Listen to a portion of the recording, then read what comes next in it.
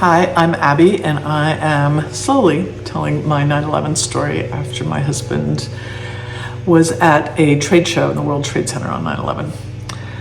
So I have just told my children that I thought their father probably wasn't coming home. I have arrived at about 7 o'clock in the morning to find a bag of bagels, a dozen bagels, and a carafe of coffee on my front porch. It would turn out that I would have to buy a chest freezer for all of the food. And months later, I went down because I had to clear it out. There was so much food in there. And I counted literally 16 dozen bagels. So I had these just incredible neighbors and friends, and people just, I don't know, really stepped up in a way that was astonishing to me. I was feeling quite strange about it all, partly because it's a really strange position to be in, sort of the focus of this massive tragedy.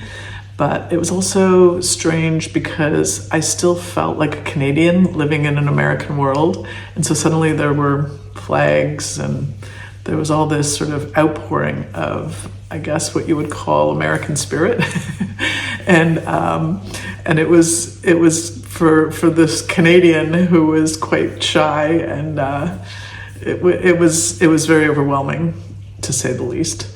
So people just started coming and arriving at the house. You know, sometimes I was even opening the door and people would burst into tears, and I'd be like I'd be comforting them.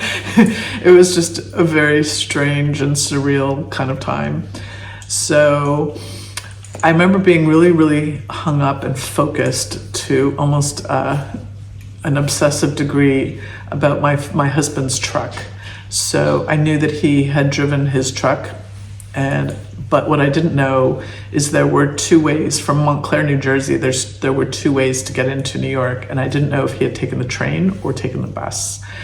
So I had a neighbor go to each of the parking lots, and it was a fairly distinctive, it was a bright red Ford F-150 that he had just gotten, was really proud of.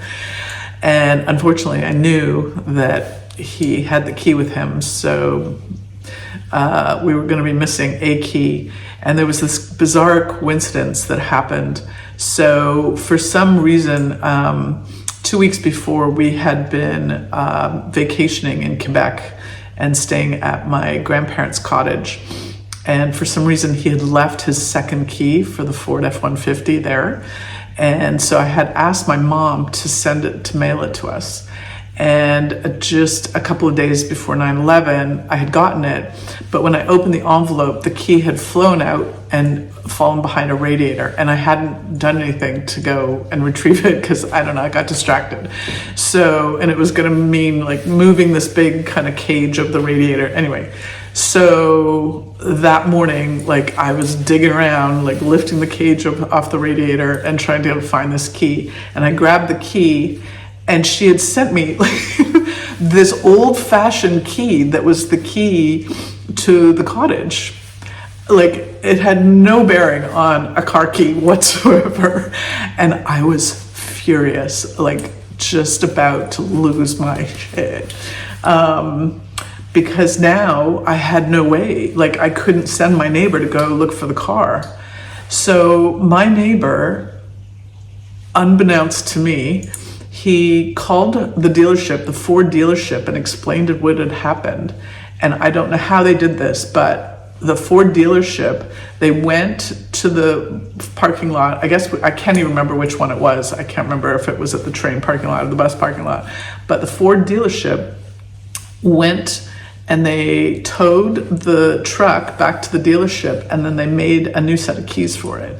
And then somebody from Ford dropped it off in my driveway, and I was in absolute tears. Like, just, I couldn't believe how nice this was for this Ford dealership. I will never forget.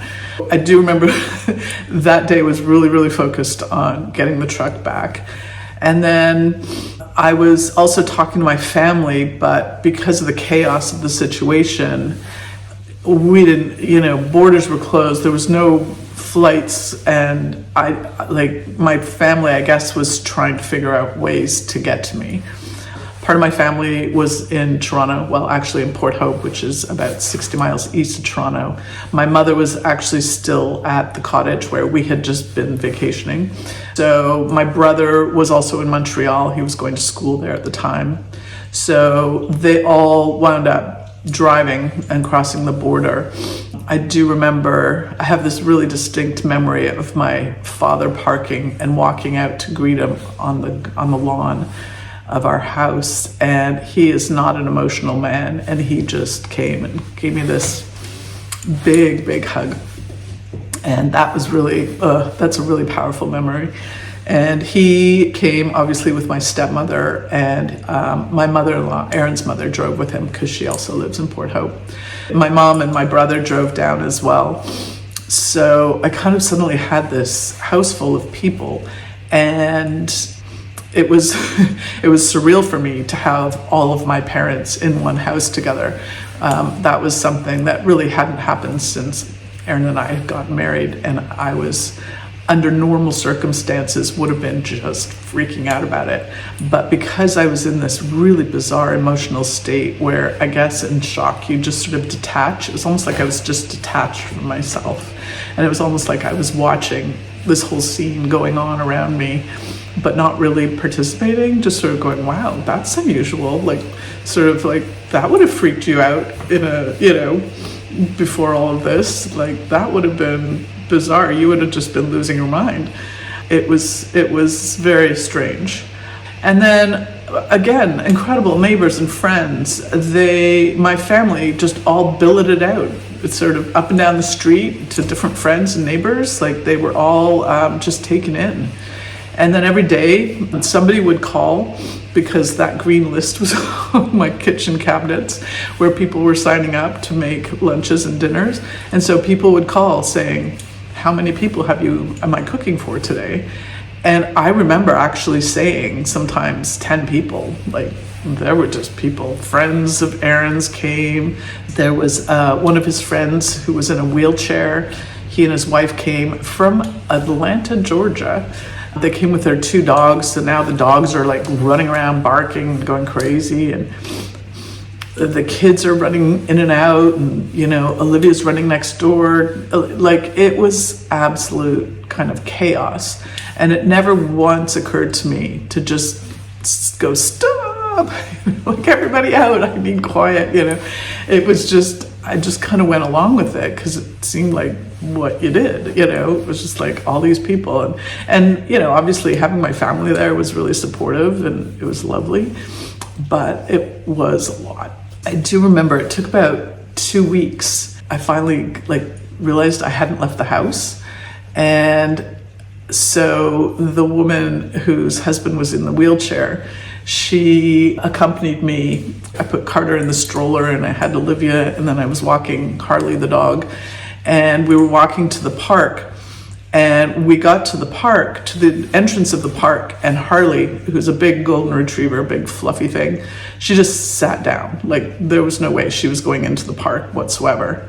And I'll never forget this other moment where Marie, who was the wife of the guy in the wheelchair, who's used to just hauling stuff around, she was a tiny little thing, and she just walked over and picked Harley up, and Harley was like, I don't know, she's probably like 70 pounds, just big fluffy dog, and and so I'm walking behind them, and so Harley's face is looking out to me, and she just looks so humiliated, just like, I am not going to this park, but I can't believe you're doing this to me, But once we got her into the park, and she was kind of okay, and then we walked around the circle, and that was like the first moment where I kind of was like, oh right, this is real world now. And it was a bit of a shock to say the least.